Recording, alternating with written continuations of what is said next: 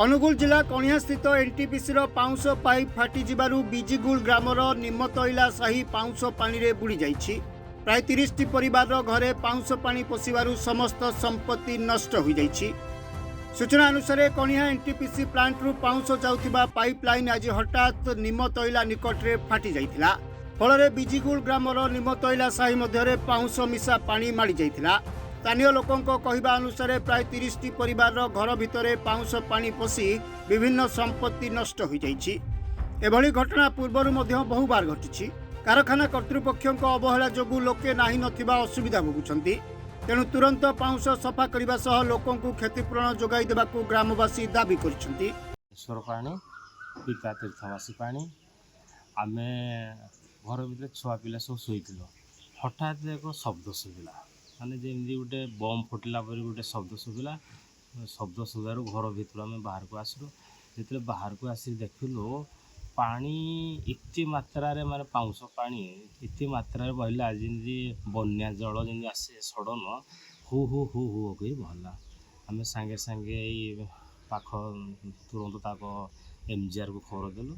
खबर देवा पर किछि समय पर घंटा 1.5 घंटा पर पानी से बंद कर एबे देखो आम घर दे माने जोड़ी आम चल पचल करूँ गाई गोरु पछ पख सबू प्रकार पूरा पूरा पाउंश पूरा भरी हो साग लगे खाଇବା लगी आपनकर से परिवेश केमती अछि? साग देखो आप देखो साग बैगण टमाटर लंका बाहर भी आगे गहम धान इत्यादि आम सब सुखई सबू सेगुड़ा सब भासीगला से पानी से पाउंश पानी सबू भासीगला।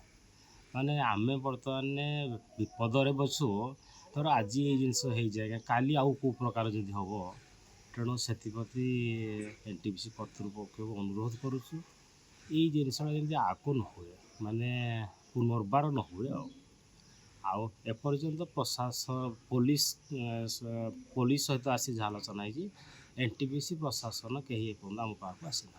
गोटे गोटे आगे पाइप फाटी लोक मैंने हंतसंत होती आ गोटे एनटीपीसी स्वच्छ भारत करुचे आपको किभली देखुं? एनटीपीसी से गालुआ संस्था तेणु गालुआ लोक मान जो प्रकृति से एनटीपीसी से प्रकृति एपर्यंत देखते आगे प्रशासन तरफ एनटीपीसी कर्तव्य कहीं आसी गोटे आलोचना करना कौन कौन न कौन आपको हो पार न हो पार एनटीपीसी कौन अधिकारी एपर्यंत आम सहित आलोचना करना। सर जो जगार आप जो पानीटा जो जगार आसला से जगह तो आप सका पाइला जाइए कौन सार सीढ़ी देखिले कौन परिवेश कौन होटिकार देखो हेटे जिते खाल मिनिमम 5 फुट जिते खाल थिला सब खाल पूरा पाउंश पूरा भरी हो पाउंश भरी बर्तमान ये चाष बास करवा बिल्कुल से उपयोगी नुह। जदि आगामी दिन में कौन पंथा पड़े जदि समाधान न करा आगामी दिन क्या बर्तमान जदि आमर कौन समाधान न करती आम आईन आश्रय नबू ना आंदोलन पंथा ग्रहण करूँ। जो पाउंश पानी काली एनटीपीसी पाइप फाटिक आसला कौन सब सुविधार सम्मुखीन पे दुर्भाग्य विषय एनटीपीसी जो पाइपलाइन एनटीपीसी तालचर एमसीएल दिन प्राय से 3:30 ରୁ 4ଟା ଭିତରେ तार गोटे विस्फोरण घटी जहाँफल कि से पाउंश पानी आसिकी से 3टा घरे पशिकी साईर 50 ରୁ 30 ରୁ 50 परिवार प्रभावित होती एवं से पाउंश पानी तो निश्चय भाव में कह गोटे निंदनीय घटना दुर्भाग्यजनक गोटे एनटीपीसी स्वच्छ भारत आउटे पाउंश पानी छाड़ू निश्चित भाव में धर्म को आखि ठार कर तेणु आगामी दिन में आम निवेदन करुँ बारंबार न करी कर एनटीपीसी जदि बेखातिर मनोभाव ये रहा निश्चित भाव में एनटीपीसी जन आंदोलन सम्मुखीन हम सरकार को आम निवेदन करूँ नेशनल ग्रीन ट्रिब्यूनाल जाकि एनटीपीसी विरुद्ध में कड़ा कार्यानुष्ठान ग्रहण करने आम अपील करूँ।